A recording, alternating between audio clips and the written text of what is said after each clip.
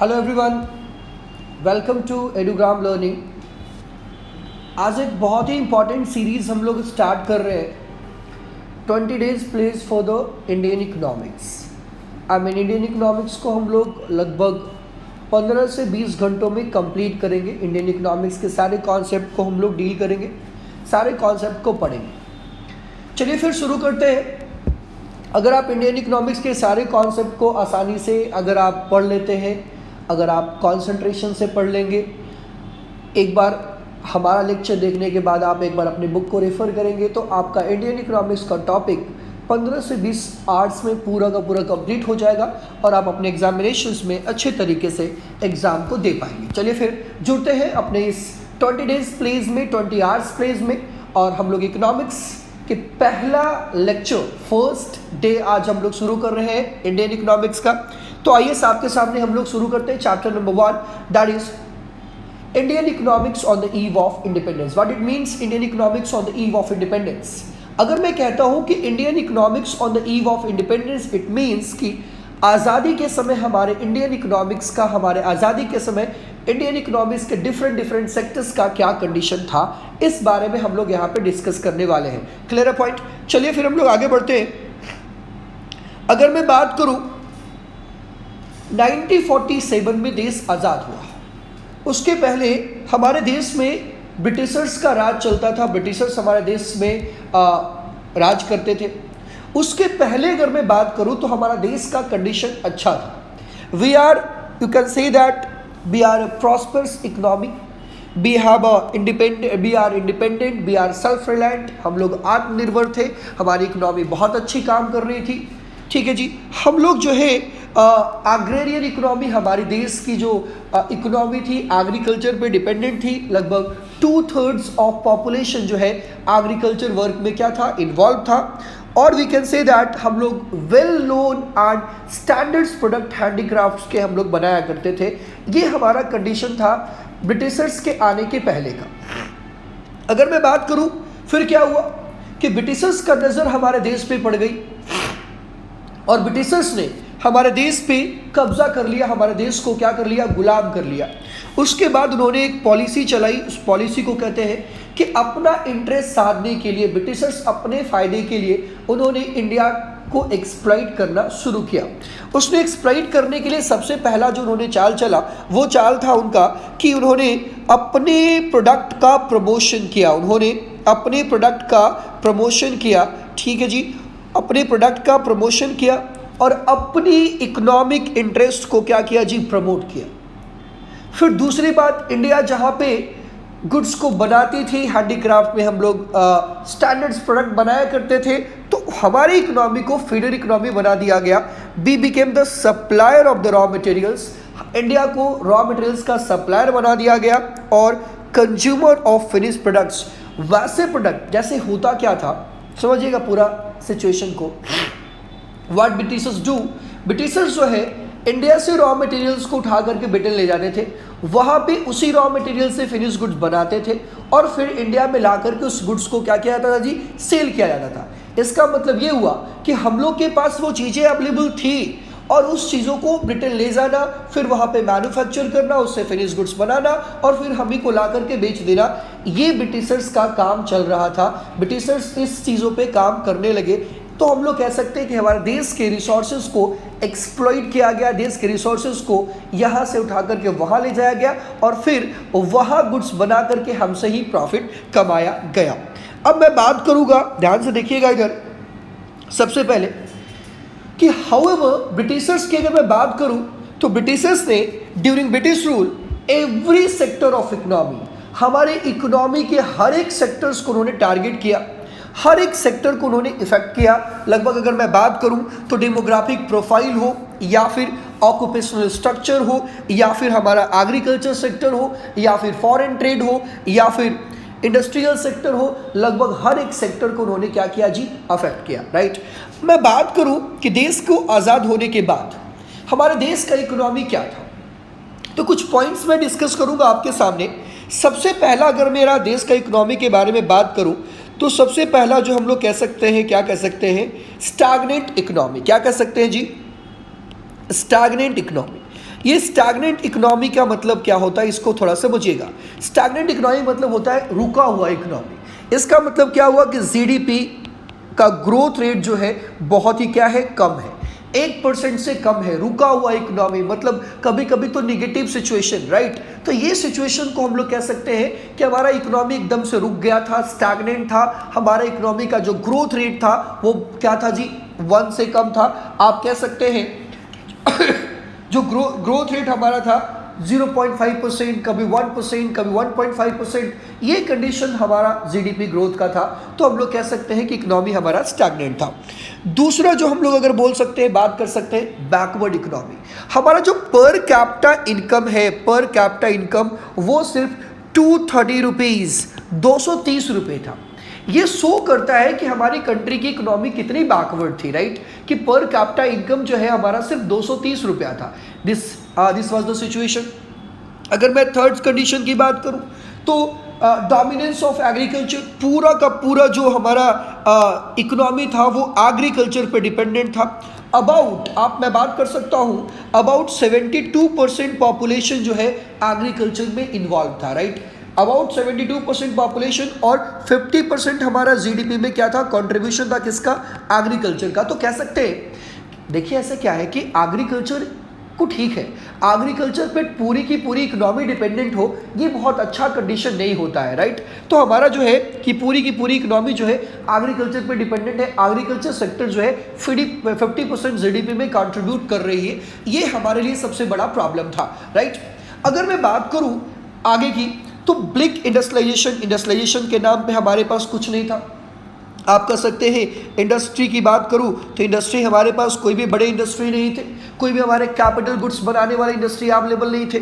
हम लोग टोटली जो है इंपोर्ट पे क्या हो गए थे जी, डिपेंडेंट हो गए थे। ये हमारा कंडीशन था, समझ में आ रही बात। फिर हम लोग अगर बात करूं तो लिमिटेड अर्बनाइजेशन, हमारे पास अर्बनाइजेशंस नहीं था, लिमिटेड अर्बनाइजेशन, कुछ एक शहर थे जो और जहाँ पे लोग रहते थे, ये कंडीशन भी बहुत बुरा था। मतलब अर्बनाइजेशंस भी नहीं है हमारे पास, हमारी इकोनॉमी को सेमी फ्यूडल इकोनॉमी बना दी गई थी। इसका मतलब ये हुआ कि हमारा इकोनॉमी जो है ना कैपिटलिस्ट था ना सोशलिस्ट था, हमारा इकोनॉमी मिक्स्ड इकोनॉमी था। This was the condition of the country during the 1947 जब देश आज़ाद हुआ, राइट। अब आगे बात करता हूं कि देश आज़ाद होने के बाद हमें, अगर मैं बात करूं अलग अलग सेक्टर का बात करना शुरू करूं कि अलग अलग सेक्टर का क्या कंडीशन था, एग्रीकल्चर सेक्टर का क्या कंडीशन था, इंडस्ट्रियल सेक्टर का क्या कंडीशन था, फॉरेन ट्रेड का क्या कंडीशन था, ऑक्यूपेशनल स्ट्रक्चर का क्या कंडीशन था, डेमोग्राफिक प्रोफाइल का क्या कंडीशन था, इनके बारे में अगर मैं डिस्कस करूं तो एक एक करके मैं डिस्कस करूंगा। चलिए आगे बात करता हूं। सबसे पहले मैं बात कर रहा हूं एग्रीकल्चर सेक्टर्स का कंडीशन कि हमारे 1947 के टाइम में एग्रीकल्चर में क्या सिचुएशन था।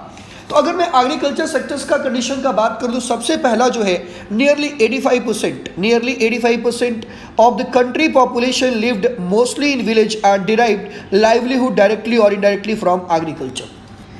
लगभग 85% पॉपुलेशन जो थी कंट्री की वो गांव में रहती थी और वो डायरेक्टली या इनडायरेक्टली एग्रीकल्चर पे डिपेंडेंट थी। This was the situation of agriculture sector during 1947 after 1947 कह सकते हैं देश के आज़ाद होने के बाद। ये हमारा सबसे पहला आप कह सकते हैं कंडीशन था। दूसरा जो है, बट इतना सारा डिपेंडेंसी होने के बाद भी 72% पॉपुलेशन एग्रीकल्चर पर डिपेंडेंट होने के बाद भी हमारा एग्रीकल्चर सेक्टर्स जो है वो स्टैग्नेंट था, रुका हुआ था, उसमें कोई भी ग्रोथ नहीं थी, सेटिस्फैक्ट्री ग्रोथ नहीं था। एग्रीकल्चर सेक्टर का जो कंडीशन था वो सेटिस्फैक्ट्री नहीं था। इसका मतलब ये हुआ कि ब्रिटिशर्स ने हमारे एग्रीकल्चर सेक्टर्स को भी बर्बाद किया, एग्रीकल्चर सेक्टर्स को भी उस लेवल पे लेके नहीं गए जिसमें अच्छा ग्रोथ हो, लोगों के पास इनकम आए। मतलब आप सोचिए आज तक एग्रीकल्चर सेक्टर्स बुरे कंडीशन से गुजर रहा है। 1947 में कैसा सिस्टम कंडीशन रहा होगा, तो 1947 के टाइम से हमारा एग्रीकल्चर सेक्टर जो है स्टैग्नेंट उस समय था, सेटिस्फैक्टरी नहीं था। अगर मैं बात करूं state of agriculture on the eve of independence के टाइम में एग्रीकल्चर का क्या कंडीशन, तो सबसे पहले लैंड रेवेन्यू सिस्टम। ये जो लैंड रेवेन्यू सिस्टम था एक्सप्लॉइटेटिव कह सकते हैं कि एक्सप्लॉइटेटिव लैंड सिस्टम था, लैंड सेटलमेंट सिस्टम था जिसमें जमींदार, टीलर्स और गवर्नमेंट इन्वॉल्व थे। जमींदार जो है, टीलर्स जो खेती करते थे, जो किसान थे, उनसे अच्छे खासे रेवेन्यू लेते थे। लगभग उनका हर पूरा का पूरा प्रॉफिट ही ले लिया जाता था और वो सरकार को, आई मीन गवर्नमेंट को, छोटा सा अमाउंट पे करते थे। This was the system. इसकी वजह से जो टीलर्स थे, जो हमारे किसान थे, जो खेती करने वाले लोग थे, उनको फायदा नहीं होता था और वो गरीब के गरीब बने हुए थे। सबसे बड़ा प्रॉब्लम ये था। दूसरा था कि ब्रिटिश गवर्नमेंट ने फोर्स कमर्शलाइजेशन ऑफ एग्रीकल्चर किया था। वो इंडिगो को उपजाने के लिए, इंडिगो को प्रोडक्शन करने के लिए, इंडिगो जो है ब्रिटिश के इंडस्ट्री के लिए रिक्वायर्ड था, इसीलिए उन्होंने फोर्स कमर्शलाइजेशन किया कि नहीं, आप पहले पैसा ले लो और पहले पैसा लेकर के आप इंडिगो का खेती करो। तो इंडिगो की खेती होने की वजह से, नील की खेती होने की वजह से लैंड की फर्टिलिटी भी समाप्त हो जा रही थी, तब भी इंडिगो की खेती को क्या किया गया, प्रमोट किया गया। उन्होंने एक्चुअली में एग्रीकल्चर्स में जो फर्टिलिटी थी लैंड को, उसको भी उन्होंने खराब किया। तो आप कह सकते हैं कि फोर्स कमर्शलाइजेशन, वैसे गुड्स बनाना शुरू किए गए जो कमर्शियल है, जो मार्केट में बिकेंगे, और फिर क्या हुआ, किसान जो है वो प्रोडक्शन करना शुरू कर दिए, बट फिर उनको जो है ग्रेन खरीदने के लिए मार्केट जाना पड़ा। मतलब आप जिस चीज़ की खेती करते थे, जिसको आप खाते थे, उसका खेती करते थे, तो चलो खाने पीने का प्रॉब्लम नहीं होता था। अब आप वैसे चीज़ों का खेती कर रहे हैं जो खा नहीं सकते हैं, अब खेती कर रहे हैं तो आपको खाने की चीज़ें क्या करनी पड़ेगी, खरीदनी पड़ेगी। तो फोर्स कमर्शलाइजेशन था। उसके बाद लो लेवल ऑफ प्रोडक्टिविटी। हमारे एग्रीकल्चर सेक्टर्स की प्रोडक्टिविटी की मैं बात करूं तो बहुत ही कम थी। अगर मैं बात करूं प्रोडक्टिविटी की, तो वीट जो था 1947 में सिर्फ 660 केजी पर हेक्टेयर, 660 केजी। अगर मैं बात करूं वीट का, बात करूं, ध्यान से देखिएगा यहाँ पे कंडीशन को, अगर मैं वीट का बात करूं तो पर हेक्टेयर 1947 के अंदर पर हेक्टेयर जो है वो कितना, 660 केजी। अगर मैं बात करूं 2009 और 2020 का, 2019 और 2020 का बात करूं, मैं 19-20 का बात करूं, तो आज जो पहुंच के कितना हो गया जी, 3421 केजी हो गया। सोचिए लगभग 5 गुना हमने बढ़ाया है। मतलब आज के 1947 के टाइम में लगभग 5 गुना खेती कम हुआ करता था हमारे देश के अंदर। प्रोडक्टिविटी हमारी बहुत ही क्या थी जी, कम थी। तो हम लोग कह सकते हैं कि बुरा कंडीशन है। फिर अगर मैं बात करूं राइस की बात करूं तो पहले प्रोडक्टिविटी कितनी थी, 665 केजी, अब कितनी है जी, 2705 केजी। इसमें भी आप कर सकते हैं, इसमें भी ग्रोथ हुआ है, बट उस समय कंडीशन बुरा था कि सिर्फ 665 केजी, 666 केजी जो है हम लोग प्रोडक्शन करते थे, तो लो प्रोडक्टिविटी भी थी। ये भी हमारा लिए सबसे बड़ा प्रॉब्लम था। तो आप कह सकते हैं exploitative land revenue system, low productivity, force commercialisation, lack of investment in agriculture.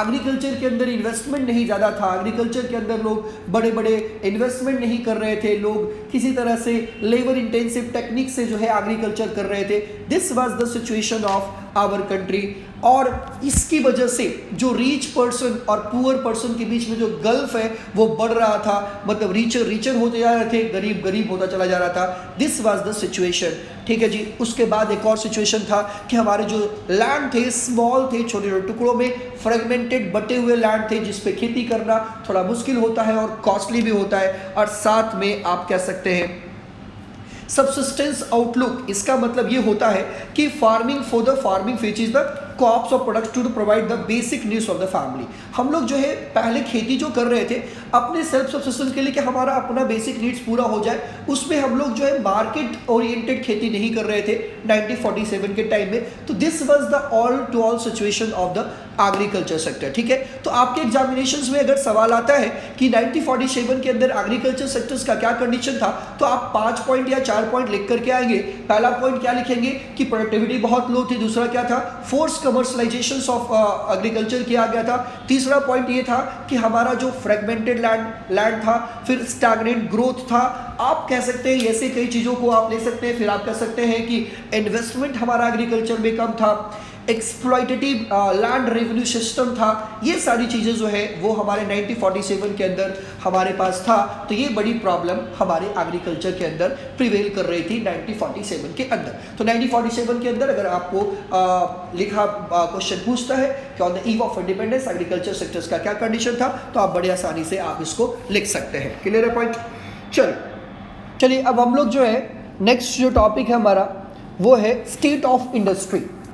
Industry का क्या स्टेट था जब देश आज़ाद हुआ, उस समय हमारे इंडस्ट्री का क्या कंडीशन था, उसके बारे में हम लोग डिस्कस करेंगे। अगर मैं इंडस्ट्री की बात करूं तो India could not develop a sound industrial base under the British rule and was in poor state। British के टाइम में इंडिया जो है साउंड इंडस्ट्रियलाइजेशन या कह सकते हैं साउंड इंडस्ट्रियल बेस क्रिएट नहीं कर सका।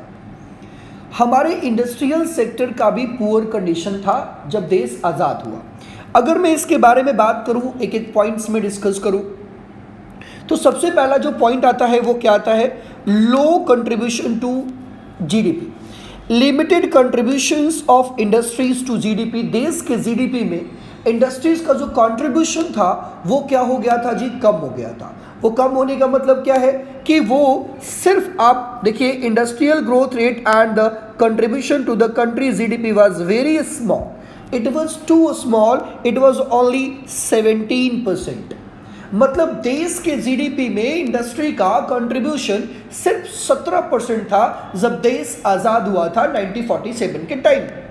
Only 1/6 about 17% of the GDP contributed by the industry. Clear है पॉइंट, पहला पॉइंट। दूसरा situation, inadequate role of public sector. During British period public sector का कोई रोल नहीं था। जब देश आज़ाद हुआ उस समय भी very limited operational area of public sector, only confined to. Public sector जो है बहुत ही लिमिटेड एरिया में काम कर रही थी। कौन कौन सेक्टर में काम कर रही थी, पावर जनरेशन के अंदर काम कर रही थी, रेलवेज के अंदर पब्लिक सेक्टर काम कर रही थी, कम्युनिकेशन के अंदर काम कर रही थी, और अदर एरियाज में पब्लिक सेक्टर का कोई भी कंट्रीब्यूशन नहीं था। मतलब पब्लिक सेक्टर्स वो सेक्टर जिसमें सरकार खर्च करती है, सरकार अपनी इंडस्ट्रीज लगाती है, वो कन्फाइंड था only 3 types of power generation, railway और कम्युनिकेशन के अंदर। तो this was the situation, second situation. Third situation की अगर मैं बात करूं तो God shortage of capital goods industry. India के अंदर कोई भी कैपिटल गुड्स इंडस्ट्री अवेलेबल नहीं थे। कैपिटल गुड इंडस्ट्री वो गुड्स इंडस्ट्री होते हैं जो फर्दर इंडस्ट्रियलाइजेशन में हेल्प करता है, और हमारे पास कोई भी मशीनरी प्लांट बनाने का कोई इंडस्ट्री नहीं था। हमारे पास आयरन का, स्टील का कोई बड़ी बड़ी इंडस्ट्री नहीं थी। This was the situation. इसकी वजह से no capital goods industry to promote further industrialisation process, क्योंकि इंडस्ट्रियलाइजेशन प्रोसेस जो है फर्दर तभी प्रमोट हो सकता है जब आपके पास आयरन का, स्टील का, आपके पास बड़े बड़े प्लांट मशीनरी बनाने का इंडस्ट्री होगा, तभी आप जो है फर्दर इंडस्ट्रियलाइजेशन कर सकते हैं।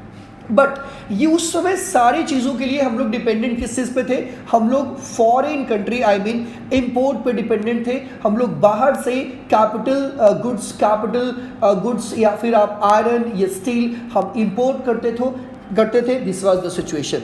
ब्रिटिशर्स जो है wanted India to be dependent on them for supply of capital good industry and heavy equipments। Britishers चाहते थे कि इंडिया जो है, हम देश इंडिया को आज़ाद भी किए हैं, तो इंडिया जो है हमारे ऊपर क्या रहे, डिपेंडेंट रहे, ब्रिटिश के ऊपर डिपेंडेंट रहे। किस चीज़ के लिए, कैपिटल गुड्स के लिए। कैपिटल गुड्स या फिर आप कह सकते हैं हैवी इक्विपमेंट्स के लिए हमारे ऊपर क्या रहे, डिपेंडेंट रहे। ऐसा सोच था हमारे ब्रिटिशर्स का। इसकी वजह से ब्रिटिशर्स ने कैपिटल गुड्स की इंडस्ट्री कोई भी इंडिया में नहीं लगाए। This was a poor situation for the industrial sector, आप ऐसा कह सकते हैं। फिर अगला सिचुएशन क्या है, टूफोल्ड डी इंडस्ट्रियलाइजेशन पॉलिसी। ये जो ब्रिटिशर्स थे उनका टूफोल्ड डी इंडस्ट्रियलाइजेशन पॉलिसी चल रहा था। इसके अंदर क्या हो रही थी समझिएगा, reduce India to exporter of raw materials. उन्होंने इंडिया जो गुड्स को बनाती थी, इंडिया को उन्होंने कन्वर्ट कर दिया एक्सपोर्टर ऑफ रॉ मटेरियल्स में। Rapid industrialisation in Britain. इससे क्या हुआ कि ब्रिटेन के अंदर इंडस्ट्रियलाइजेशन तेजी से बढ़ा, क्योंकि ब्रिटेन के अंदर रॉ मटेरियल्स की कमी नहीं हुई, क्योंकि रॉ मटेरियल्स जो है इंडिया वाले ब्रिटेन के अंदर क्या कर रहे थे जी, सप्लाई कर रहे थे। Convert India into importer for the cheap finish product of the British. अब क्या हुआ कि इंडिया को उन्होंने इंपोर्टर बना दिया, किस चीज़ का, जो फिनिश प्रोडक्ट्स जो बन रहे थे ब्रिटिश के अंदर, उस फिनिश प्रोडक्ट्स का हमें क्या बना दिया जी, इंपोर्टर बना दिया। इसका इम्पैक्ट क्या हुआ, इससे हमारे देश पे क्या इम्पैक्ट हुआ, इससे हमारी इकोनॉमी पे क्या इम्पैक्ट हुआ, अगर मैं इसकी बात करूं तो ध्यान दीजिएगा। Decline in the Indian handicraft industry lead to massive unemployment. हमारे देश में हैंडीक्राफ्ट इंडस्ट्री बहुत अच्छे तरीके से काम करता था। इसकी वजह से देश में एम्प्लॉयमेंट थी, लोग हैंडीक्राफ्ट इंडस्ट्री में इन्वॉल्व थे, लोग चीज़ों बना बना करके पैसे कमा रहे थे। तो इसकी वजह से क्या हुआ कि जब ब्रिटिश से प्रोडक्ट आने लगे तो हमारे यहाँ जो हैंडीक्राफ्ट इंडस्ट्री था वो क्या हो गया, बर्बाद हो गया। मतलब क्या है, कुछ इंडस्ट्री तो लगाया भी नहीं और जो लगा हुआ था, जो काम कर रहा था, उसको बर्बाद भी कर दिया, राइट। फिर demand for the cheap imported manufactured goods from Britain rises. इसकी वजह से क्या हुआ कि हमारे जो चीप प्रोडक्ट्स जो ब्रिटेन से आ रहे थे, मान लो कि इंडिया के अंदर हैंडीक्राफ्ट हैंडमेड प्रोडक्ट्स का दाम 100 रुपया है, ब्रिटेन से वही चीज़ बन करके 40 रुपया में आने लगा, तो लोगों ने उसके डिमांड को राइज कर दिया और हमारे यहाँ हैंडीक्राफ्ट इंडस्ट्री पूरी तरह से क्या हो गई जी, बर्बाद हो गई। This was the situation. इसको हम लोग कह सकते हैं टू फोल्ड डिसइंडस्ट्रियलाइजेशन। एक तो इंडस्ट्री लगाया नहीं, दूसरा जो इंडस्ट्री था उसको भी हमने क्या कर दिया जी, और ब्रिटिशर्स ने क्या कर दिया, बर्बाद कर दिया। ये पॉलिसी लगा करके कि हम जो है बाहर से, ब्रिटेन से वैसे गुड्स को यहाँ भेजेंगे जो चीप होगा, यहाँ के हैंडीक्राफ्ट इंडस्ट्री जो बना रही है उनसे चीप होगा, ताकि हैंडीक्राफ्ट इंडस्ट्री जो है वो बर्बाद हो जाए और इंडिया पूरी तरह से ब्रिटेन के ऊपर डिपेंडेंट हो जाए। इसलिए टू फोल्ड डिइंडस्ट्रियलाइजेशन किया गया। This was the situation. फिर मैं आगे बात करूं, इंडस्ट्री में huge competition from machine made goods. अब इंडिया के अंदर क्या है, इंडिया में जो मेन बेस था वो हैंडीक्राफ्ट इंडस्ट्री का था। अब जो है ब्रिटेन से मशीन मेड गुड्स आने लगी, उससे क्या हुआ, machine made products from Britain very low cost, वो कम कॉस्ट पे बनने लगे और उसका प्राइस कम था। Gave a hard competition. उन्होंने इंडिया के अंदर हैंडीक्राफ्ट इंडस्ट्री को, या जो इंडिया के अंदर बनने वाले जो इंडस्ट्रीज थी, छोटी छोटी इंडस्ट्री, उनको पूरी तरह से कंपटीशन दिया to be the handicraft product of India. India का हैंडीक्राफ्ट प्रोडक्ट जो है वो बर्बाद हो गया। Force the Indian handicraft to shut down their enterprise lead to the massive unemployment. इससे हमारे जो हैंडीक्राफ्ट इंडस्ट्री चलाने वाले जो लोग थे उनको इस बात के लिए फोर्स कर दिया गया कि आप अपने इंडस्ट्री को बंद कर दीजिए, जिसकी वजह से देश के अंदर बेरोजगारी जो है चरम सीमा पे, हाई लेवल पे क्या हो गई, पहुंच गई। ठीक है, this was the situations of industrial sectors in the country, right. अब देखिए यहाँ पे चेन इफेक्ट इसका क्या हुआ, इसका टोटल इफेक्ट क्या हुआ, समझिएगा इस बात का। Low contribution to GDP, adequate role of public sector. Low contribution to GDP में इसकी वजह से क्या होगा, टू फोल्ड इंडस्ट्रियलाइजेशन हुआ, लीड्स टू क्या हुआ, ह्यूज कंपटीशन बढ़ा। इसकी वजह से क्या हुआ, शॉर्टेज ऑफ कैपिटल गुड्स, हमारे inadequate role of public sector, impact जो है, ये सारी चीज़ें होती चली गई और हमारा देश का जो इंडस्ट्री है वो बर्बाद होता चला गया। कब, 1947 के पहले, आई मीन ब्रिटिशर्स ने ये सारे सिस्टम को क्रिएट किया था और वही हमें 1947 में इनहेरिट किया गया, दिया गया इस सिचुएशन के अंदर इंडस्ट्रियल सेक्टर को। क्लियर है पॉइंट, होप सो आपको ये समझ में आ गया होगा। चलिए अब जो हमारा एक अलग सेक्टर के बारे में बात करेंगे, that is the foreign sector. Foreign trade sector का क्या कंडीशन था। अगर मैं ब्रिटिश के पीरियड के पहले की बात करूं तो ब्रिटिश इंडिया जो है वो पूरे वर्ल्ड में चीज़ों को एक्सपोर्ट करता था। हम लोग जो है पूरे वर्ल्ड में मसाले एक्सपोर्ट करते थे, पूरे वर्ल्ड के अंदर जो है हैंडीक्राफ्ट प्रोडक्ट्स एक्सपोर्ट करते थे। लेकिन जब ब्रिटिशर्स आए, देखिए before the British inter into the India, Britishers को इंडिया में इंटर करने से पहले what was the situation, foreign trade का क्या सिचुएशन था, ध्यान दीजिएगा। India was important trading nation since ancient time. Ancient time से आपने हिस्ट्री में पढ़ा होगा, क्लास 10th में या 9th क्लास में आपने हिस्ट्री में पढ़ा होगा कि इंडिया एंशिएंट टाइम से जो है फॉरेन ट्रेड में बहुत आगे था, राइट। बट ब्रिटिशर्स के आने के बाद वो फॉरेन ट्रेड में भी कमी आई, उसको हम लोग आगे देखेंगे, ध्यान से देखिएगा। Restrictive policies of commodity production, trade and tariff follow by the colonial government. जब कॉलोनियल गवर्नमेंट आई, जब ब्रिटिशर्स आए तो उन्होंने रेस्ट्रिक्टिव पॉलिसी लगाई, किस चीज़ का, कमोडिटी का प्रोडक्शन करने का, ट्रेड करने का, टैरिफ उसने बढ़ा दिया कॉलोनियल गवर्नमेंट ने। Adversely affect the structure of volume of Indian foreign trade. इसकी वजह से इंडियन फॉरेन ट्रेड का वॉल्यूम और स्ट्रक्चर पूरी तरह से क्या हो गया जी, बर्बाद हो गया, पूरी तरह से अफेक्ट हुआ। आप कह सकते हैं कि हम लोग हर कंट्री को गुड्स भेजते थे, हर कंट्री से गुड्स मंगवाते थे, ये चीज़ें जो है कन्फाइंड हो गई कि अब हम सिर्फ ब्रिटिश को भेजेंगे और ब्रिटेन से ही क्या करेंगे, मंगवाएंगे। इसकी वजह से हमारी डिपेंडेंसी जो है ब्रिटेन के ऊपर क्या हो गई थी, बढ़ गई थी। ध्यान दीजिएगा आगे इसका इम्पैक्ट क्या हुआ। जो ब्रिटिशर्स ने हमारे कंट्री के फॉरेन ट्रेड के लिए जो किया, उससे हमारा इम्पैक्ट क्या हुआ, उसके बारे में हम लोग थोड़ा बात करेंगे, एक एक पॉइंट करके बात करेंगे। सबसे पहला बात अगर मैं बात करूं तो drain of Indian wealth. Indian wealth I mean India के रिसोर्सेज का ड्रेन किया गया। ड्रेन कहने का मतलब इंडिया के रिसोर्सेज को लूटा गया। लूट करके कहाँ ले जाया गया? ब्रिटेन ले जाया गया। अब ध्यान से देखिएगा, export surplus from foreign trade did not result in any flow of golds और सिल्वर इनटू द कंट्री। हमारे पास एक्सपोर्ट सरप्लस था, तो एक्सपोर्ट सरप्लस में आई मीन हमने एक्सपोर्ट ज़्यादा करते थे, इंपोर्ट कम करते थे। तो एक्सपोर्ट सरप्लस होना इसका मतलब क्या है कि हमारे यहाँ गोल्ड सिल्वर का रिजर्व बनना चाहिए था। ऐसा कुछ नहीं हुआ। समझ में आ रही बात? This export surplus was used to make payment for the expenses incurred British government. जो ब्रिटिश गवर्नमेंट युद्ध लड़ रही थी, अलग अलग जगहों पे जो युद्ध लड़ रही थी, उस युद्ध को के एक्सपेंसेस को बियर करने के लिए हमारे देश का जो एक्सपोर्ट सरप्लस ट्रेड सरप्लस था, फॉरेन ट्रेड सरप्लस था, उसका इस्तेमाल किया गया। मतलब जो हम लोग एक्सपोर्ट कर रहे थे उससे जो पैसा आ रहा था, उस पैसे का भी इस्तेमाल इंडिया के डेवलपमेंट के लिए नहीं किया गया। उस पैसे का इस्तेमाल भी ब्रिटिशर्स ने अपने सैनिकों पे किया, अपने सैनिकों को फायदा पहुंचाया, जो सैनिक उनके जो है अलग अलग कंट्री में लड़ाई कर रहे थे, राइट। तो दिस वाज द सिचुएशन। मतलब हमारा एक्सपोर्ट सरप्लस होने के बाद भी हमारे कंट्री में कोई भी रिजर्व क्रिएट नहीं हुआ, हमारे कंट्री को फायदा नहीं हुआ, उसमें भी ब्रिटिशर्स का फायदा हुआ। This was the situation. अगर मैं बात करूं, हम लोग क्या बन गए जी? इंपोर्टर ऑफ फिनिश गुड्स बन गए and exporter of primary products. हम लोग प्राइमरी प्रोडक्ट्स जो आई मीन जो रॉ मटेरियल्स है उसके एक्सपोर्टर बन गए और फिनिश गुड्स के क्या बन गए? इंपोर्टर बन गए। India become the exporter of primary products, जैसे किस चीज का?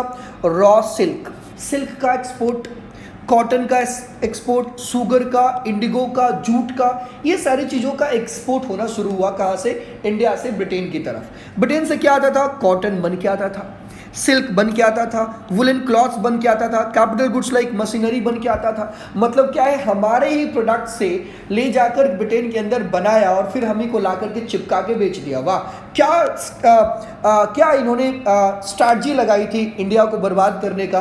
और इंडिया को जो है आप कह सकते हैं कि इंडिया का ये सिचुएशन बन गया, we became the exporter of raw materials and we became the importer of finish goods. This was a bad situation for the any country. अगर कोई भी कंट्री जो है अगर एक्सपोर्ट कर रहा है रॉ मटेरियल्स का और इंपोर्ट कर रहा है फिनिश गुड्स का, इसका मतलब उस कंट्री का सिचुएशन बुरा है। वो कंट्री एक ज़्यादा एक्सपोर्ट कर रहा है, इसका मतलब ये नहीं कि कंट्री का सिचुएशन अच्छा है। वो कंट्री का सिचुएशन क्या है? बहुत बुरा है। क्योंकि अगर कंट्री का सिचुएशन अच्छा कब माना जाएगा? जब आप इंपोर्ट कर रहे हैं। इंपोर्ट किस चीज़ का कर रहे हैं? रॉ मटेरियल्स का। और बना क्या रहे हैं जी? फिनिश गुड्स बना रहे हैं। इसका मतलब क्या होगा कि आपके यहाँ जो है गुड्स बन रही है, इसका मतलब आपके यहाँ इंडस्ट्री है।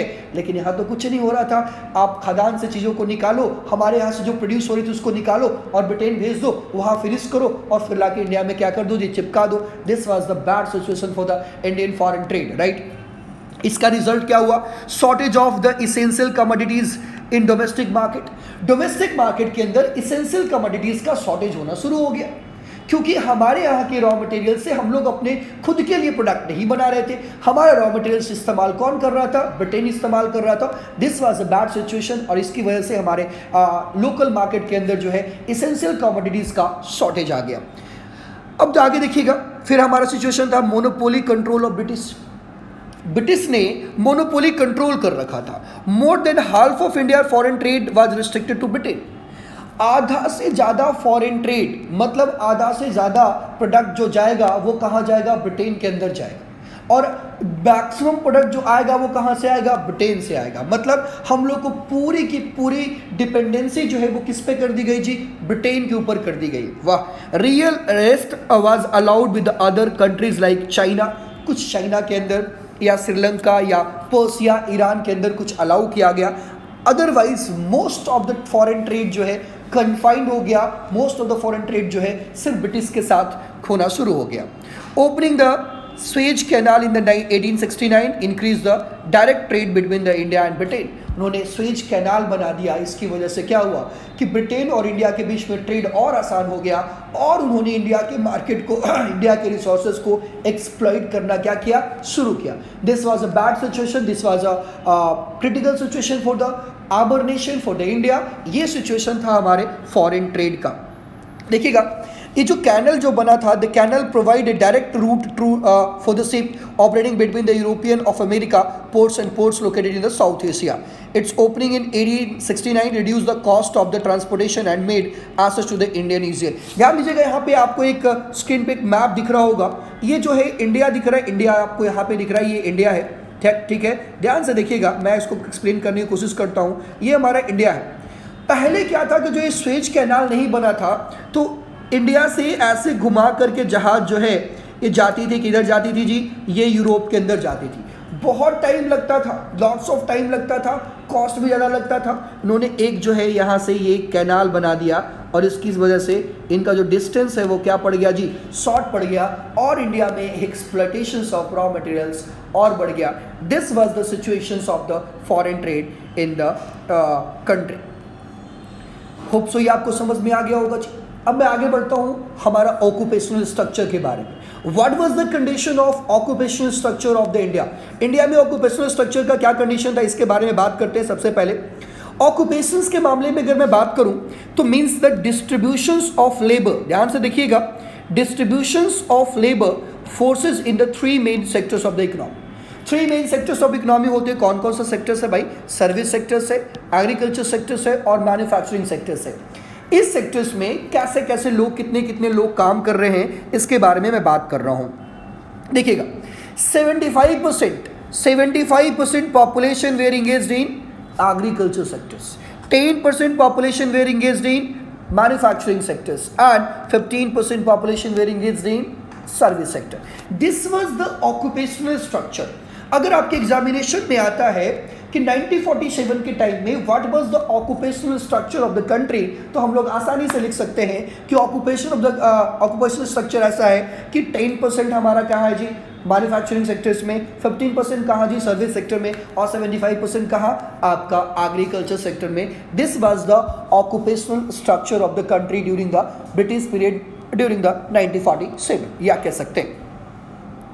अब मैं बात करूं unbalanced growth, regional variation. Unbalanced growth क्या होता है, इस बात को समझिएगा. Decrease in the shares of workforce in the agriculture sector in Tamil Nadu, Andhra Pradesh, Kerala, Karnataka, Maharashtra and West Bengal. ये सारे स्टेट्स के अंदर एग्रीकल्चर सेक्टर्स में लोग कम इन्वॉल्व थे. Increase in the share of work for in agriculture sector, Odisha, Rajasthan और पंजाब में ज़्यादा लोग एग्रीकल्चर में इन्वॉल्व थे. This was the unbalanced situation, right. Regional variation भी हम लोग कह सकते हैं. क्लियर है पॉइंट. तो ये सिचुएशन था हमारा पूरा ऑक्यूपेशनल स्ट्रक्चर का. इसका मतलब कह सकते हैं कि ये सारे जगहों पे इंडस्ट्री ज़्यादा था तो वहाँ पे लोग ज़्यादा इंडस्ट्री में या सर्विस सेक्टर में इन्वॉल्व थे. यहाँ पे इंडस्ट्री कम थे तो यहाँ पे जो लोग थे ज़्यादा एग्रीकल्चर में इन्वॉल्व थे. This was the totally occupational structure of the country. ये सिचुएशन था हमारा जी, ठीक है. अब मैं बात करूँ ऑक्यूपेशनल स्ट्रक्चर की, अगर मैं बात करूँ तो आप ऐसे भी देख सकते हैं कि एग्रीकल्चर जो है प्रिंसिपल सोर्स ऑफ ऑक्यूपेशन था हमारे यहाँ. और अगर मैं बात करूँ जी, industry are the insignificant source of occupation and insignificant transition from agriculture to industry. धीरे धीरे लोग जो है एग्रीकल्चर से इंडस्ट्री की तरफ जो है वो मूव भी कर रहे थे. अब हम लोग बात करेंगे अगला जो हमारा जो है वो टॉपिक है, that is a demographic profile. Demographic profile मतलब क्या होता है कि what is the birth rate, what is the death rate, what is the sex ratio. This हम लोग इस सब बारे में बात करेंगे. आइए इनके बारे में बात करते हैं. State of demographic on the eve of independence. आज़ादी के समय में हमारा डेमोग्राफिक का क्या कंडीशन था. अगर मैं बात करूं सबसे पहले पॉवर्टी देश में पे थी, गरीबी टॉप लेवल पे थी. There was no reliable data about the extent of poverty. ये कोई रिलायबल डाटा हमारे पास नहीं कि गरीबी किस लेवल पे थी, बट गरीबी बहुत ज़्यादा थी. Extensive poverty prevailed in India during the colonial period. Colonial period के अंदर गरीबी को बहुत ज़्यादा देखा गया. लोग बहुत ज़्यादा गरीब थे. लोगों के पास जो है the overall standards of living of the common people in India was very low. It was very low. आप कह सकते हैं कि लोग रोटी कपड़ा और मकान के लिए परेशान थे. रोटी कपड़ा और मकान भी उस समय उनको नहीं मिलता था. This was the situation during British rule. अगर मैं बात करूं लिटरेसी के मामले में बात करूं, literacy rate was low as which reflect the social and economical backwardness. हमारा देश का लिटरेसी रेट था वो भी बहुत कम था. इससे ये दिखता है कि हमारा सोशल और इकोनॉमिकल बैकग्राउंड भी क्या था जी, बैकवर्ड हो गया था. द एवरेज लिटरेसी रेट जो था 16%. सिर्फ 16% लोग जो थे लिटरेट थे और